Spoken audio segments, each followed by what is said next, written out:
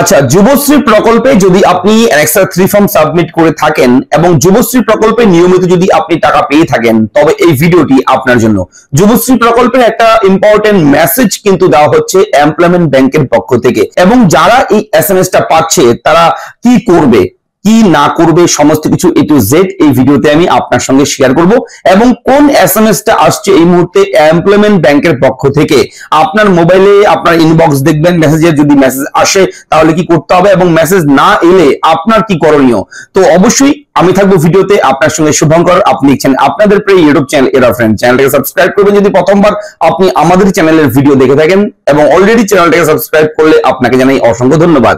চলুন, যুবশ্রী প্রকল্প পশ্চিমবঙ্গ রাজ্য সরকারের প্রকল্প, এই প্রকল্পের এই নতুন ব্রেকিং আপডেট এই ভিডিওর মাধ্যমে আমি আপনার সঙ্গে শেয়ার করতে চলেছি, তাই মন দিয়ে শুনবেন। যদি আপনাদের ভিডিওর বিষয়গুলো আপনাদের বুঝতে অসুবিধা হয় আপনারা কমেন্ট করবেন, আমি প্রয়োজনে আপনাদের জন্য আবারও কিন্তু চলে আসবো ভিডিও নিয়ে, যাতে করে আপনারা ভালোভাবে বুঝতে পারেন। চলুন শুরু করি। কোন এসএমএস দেওয়া হচ্ছে যুবশ্রী প্রাপকদের, যুবশ্রী ভাতা প্রাপকদের, এবং সেই এসএমএস অনুযায়ী আপনাদের এখন কি করতে হবে। বেকার ভাতা প্রতি মাসে 1500 টাকা দেয় পশ্চিমবঙ্গ রাজ্য সরকার, এবং এই ভাতার টাকা নিয়মিত পেতে হলে যদি বন্ধ করতে না চান তাহলে কিন্তু এই কাজগুলো আপনার করতে হবে। ভিডিও না দেখলে তো বুঝতে পারবেন না। চলুন শুরু করি ভিডিও। আমি অবশ্যই এ টু জেড দেখাচ্ছি, মন দিয়ে শুনবেন। তো ভিডিওর শুরুতেই আমি আপনাদেরকে কয়েকটা কমেন্ট দেখাবো। আপনারাই কমেন্টগুলো করেছেন, অনেকের এই ডাউট রয়েছে। একজন কমেন্ট করেছে প্রথমেই, দীপক কুমার রয় 5047, এই আইডিতে উনি কিন্তু কমেন্ট করেছে আমাদের চ্যানেলের একটা ভিডিওতে, দাদা অ্যানেক্সার 3 ফর্ম জমা করে দিয়েছি নির্দিষ্ট তারিখের মধ্যে, হঠাৎ দেখছি 3/3/2025 ফোনে মেসেজ এলো। এই তারিখে 3 তারিখে মেসেজ এসছে, মার্চ মাসের 3 তারিখে একটা এসএমএস পেয়েছে উনি, যদিও অ্যানেক্সার 3 ফর্মটা জমা করে দিয়েছে উনি বলেছেন। এবং request to report concerned employment exchange with 5/3/25 17/3/2025, এই তারিখ 5 থেকে 17 তারিখ, এই তারিখের মধ্যে in connection with submission of annexure 3 directorate of employment, জানাবেন দাদা কি করতে হবে। এই একটা কমেন্ট, খুব গুরুত্বপূর্ণ কমেন্ট। এবং এর পরে একজন কমেন্ট করেছে প্রিয়াঙ্কা কুন্ডু 3638, উনিও জানিয়েছে আমারও একই এসএমএস এসেছে, কি করব প্লিজ জানাবেন। এরপরে আরও একজন কমেন্ট করেছে দীপক কুমার রয় 5047, উনি কমেন্ট করেছে যাদের এই মেসেজ এসছে সবাইকে এক্সচেঞ্জ অফিসে অল ডকুমেন্টস এবং কি খরচা করেছো তার রসিদ নিয়ে যেতে হবে। এই বিষয়গুলো ডিসকাশন করব, অনেকের ডাউট রয়েছে কি করতে হবে এবং কি করতে হবে না। চলুন শুরু করি আজকের ভিডিও। অবশ্যই খুবই ইম্পর্টেন্ট আপনাদের কমেন্টগুলো আমাদের কাছে, তাই আপনাদের সমস্যা আপনাদের ডাউট একটু কমেন্ট করে আমাদের জানাবেন, তাহলে আমরাও কিন্তু আপনার জন্য ভিডিও প্রোভাইড করে সেই সমস্যার সমাধান করতে পারবো। দেখুন, এই যে ওয়েবসাইট রয়েছে পশ্চিমবঙ্গ রাজ্যের এমপ্লয়মেন্ট ব্যাংকের অফিসিয়াল ওয়েবসাইট, এই ওয়েবসাইট থেকে কিন্তু যুবশ্রীর প্রকল্পের জন্য আমরা আবেদন করে থাকি, এবং এই প্রকল্পেই কিন্তু যুবশ্রীর প্রকল্পের বিভিন্ন বিজ্ঞপ্তি, বিভিন্ন সময়, বিভিন্ন জরুরি তারিখ কিন্তু ঘোষণা করা হয়।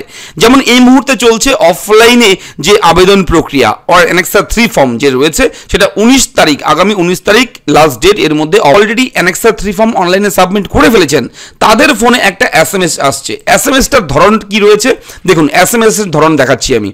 ইবি নাম্বার দেওয়া রয়েছে প্রথমেই, এবং requested to report concern employment exchange within, এই তারিখের মধ্যে, অর্থাৎ এই 5 তারিখ থেকে 17 তারিখের মধ্যে এক্সচেঞ্জ অফিসে অ্যানেক্সার 3 রিলেটেড আলোচনার জন্য আপনাকে ডাকা হচ্ছে। এই এসএমএসটা হয়তো আপনি পেয়েছেন, যদি না পেয়ে থাকেন তাহলে খুব ভালো, যদি পেয়ে থাকেন তাহলে একটু দুশ্চিন্তার ব্যাপার রয়েছে। কি দুশ্চিন্তা রয়েছে বলে রাখি, যারা অ্যানেক্সার 3 ফর্ম জমা করেছেন অনলাইনের মাধ্যমে, তারা অবশ্যই যে ডকুমেন্ট, যে তথ্যগুলো দিয়েছেন অ্যানেক্সার 3 ফর্মে, অর্থাৎ 6 মাস টাকাটা আপনি কোথায় খরচ করেছেন, কোন ইনস্টিটিউটে কোন পারপাস আপনি খরচ করেছেন, তার হিসেবটা কিন্তু, অর্থাৎ রসিদ সহ পেমেন্ট রিসিপ্ট কপি আপনার কিন্তু নিতে হবে, এবং সেই কপিটা নিয়ে আপনার ইবি নাম্বার সহ, আপনার আইডেন্টিটি কার্ড সহ, অর্থাৎ একটা আধার কার্ড হোক, আপনার ভোটার কার্ড হোক, যে কোনো একটা আইডি প্রুফ নিয়ে আপনার এমপ্লয়মেন্ট এক্সচেঞ্জ অফিসে গিয়ে ম্যানুয়ালি কিন্তু জমা করতে হবে, সেখানে জানাতে হবে।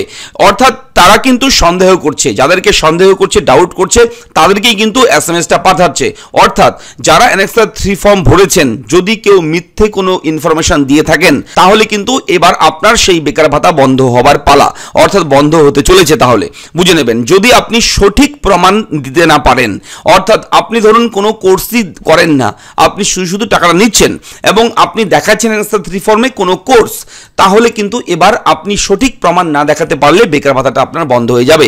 এমপ্লয়মেন্ট ব্যাংক কর্তৃপক্ষ কিন্তু ডাউট করছে এরকমই যে আপনার কোনো তথ্য হয়তো ভুল রয়েছে এবং সেই ভুল সংশোধন করার জন্য আপনাকে আরও একবার সুযোগ দেওয়া হচ্ছে যে আপনি অফলাইনে ম্যানুয়ালি ফিজিক্যালি আপনি এক্সচেঞ্জ অফিসে গিয়ে যাবতীয় ডকুমেন্ট শো করুন এবং আপনি প্রমাণ করুন যে আপনি এই টাকাটা এই খাতে খরচ করেছেন, তবেই কিন্তু বেকার ভাতার টাকা আপনি পাবেন।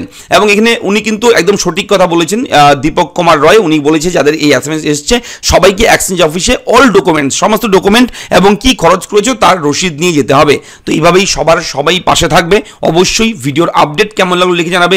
চ্যানেলে অবশ্যই নতুন হলে চ্যানেলটাকে সাবস্ক্রাইব করবে। কোথাও কোনো রকম ডাউট থাকলে কমেন্ট করে জানাবে। দেখা হচ্ছে পরবর্তী ভিডিওতে, ভালো থাকবেন, ধন্যবাদ।